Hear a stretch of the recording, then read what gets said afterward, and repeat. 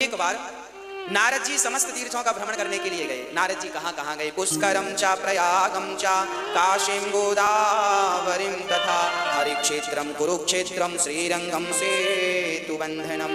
नारद जी बोले मैं समस्त तीर्थों में गया पर ना पश्यम पुत्र मिच्छर महामना संतोष कार्यक्रम, मुझे कहीं शांति नहीं मिली। नारद जी सारा संसार, एक बार नारद जी आ गए आपके यहाँ, वृंदावन भी आए और हैदराबाद भी गए। नारद जी काहे को गए? शांति देखने गए। शांति कहाँ है? आपके घरों में शांति है? मैया जी है। एक मैया बोली गुरुजी जब से हमने कथा सुननी शुरू की तब से बहुत शांति है। हमने कहा कथा शांति ही देती है, भागवत जी चित्त को शांत करती है, हृदय को शुद्ध करती है और घर में शांति का वातावरण उत्पन्न करने वाली भागवत जी हैं। नारद जी बोले मुझे कहीं शांति नजर नहीं आई। क्या नजर आया फिर? बोले तरुणी प्रभुता गे है। घर में नई नई बहुओं की चल रही है, सासू माँ की कोई पूछ ही नहीं। नारद जी कह रहे हैं, हम नहीं कह रहे हैं। नारद जी कहते हैं सासू माँ की कोई पूछ नहीं है। अच्छा सासू माँ की पूछ है कि नहीं? मैया आपकी पूछ है? हाँ, हनुमान जी की तो पूछ थी, आपकी है कि नहीं? राम जाने है पूछ है। सारा झगड़ा इस पूछ का ही है। महाराज जी हमें पूछा नहीं, महाराज जी हमें बैठने को भी नहीं पूछा, महाराज जी हमें चाय को भी नहीं पूछा। झगड़ा किस बात का है? बहू कहती है सास ने फटी साड़ी को नहीं पूछा, तो सास कहती है तुमने कब पूछा हम सिखाने को। सारे घरों में झगड़ा किस बात का है? पूंछ का। इसलिए हनुमान जी लंका गए थे तो अपनी इस पूंछ में आग लगवा के आए थे। जितने जल्दी हो सके आप लोग भी अपनी अपनी पूंछ को जला दो, होली आ रही है।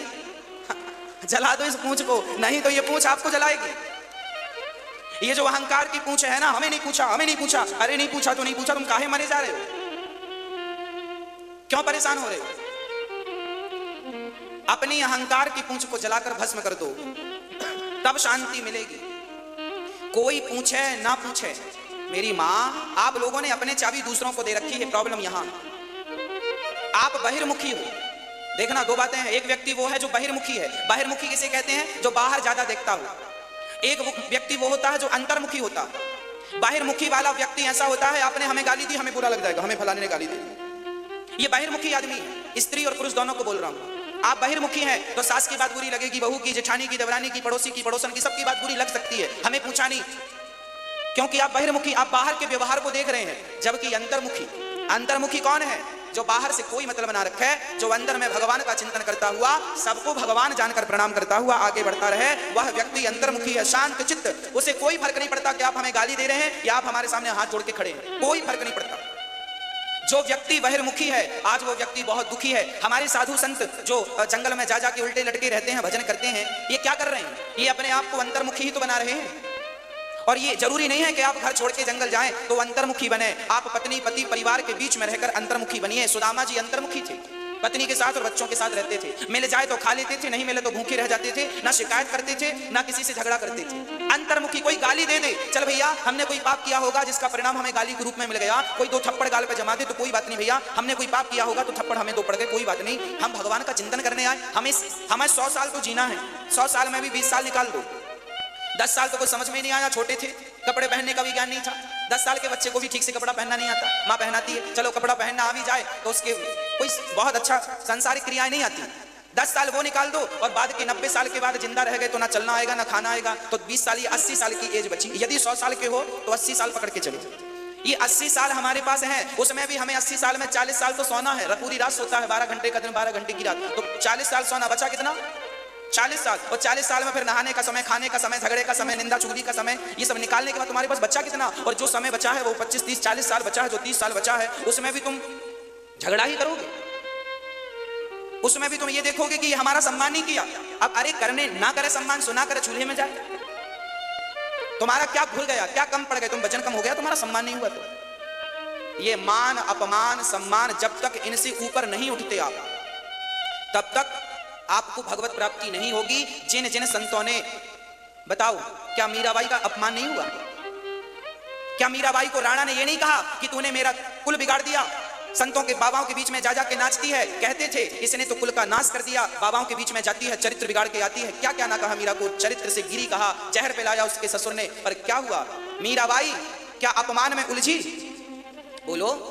अब वो मीरा झगड़ा करती, लो मेरी सास मुझे तो चरित्रहीन कह रही है। आपको कोई जरा कह दे कि तुम जरा ऐसी हो वैसी हो, तो आप झगड़ा करने लगोगी, आप वाद विवाद करने लगोगी। वाद विवाद में आपको नींद नहीं आएगी, समय वेस्ट होगा। जो समय भगवान के चिंतन में जाना चाहिए था, वही समय अब वाद और विवाद में जा रहा है। हाँ या ना? नुकसान किसका है?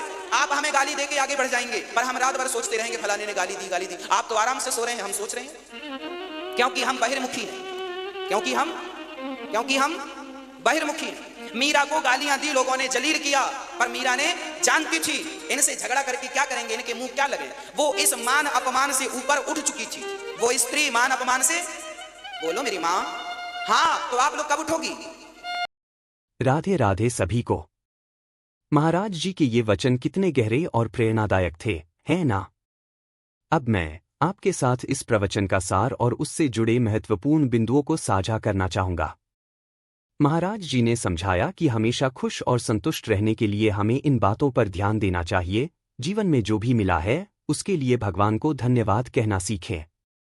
जो कुछ भी हमारे पास है, वही हमें खुशी का अनुभव करवा सकता है।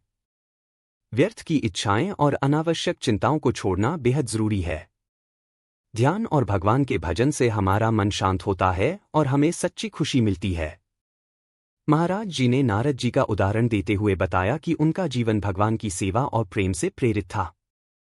उन्होंने सिखाया कि यदि हम अपने मन में भगवान के प्रति प्रेम और सेवा का भाव रखें, तो हर परिस्थिति में खुश रह सकते हैं।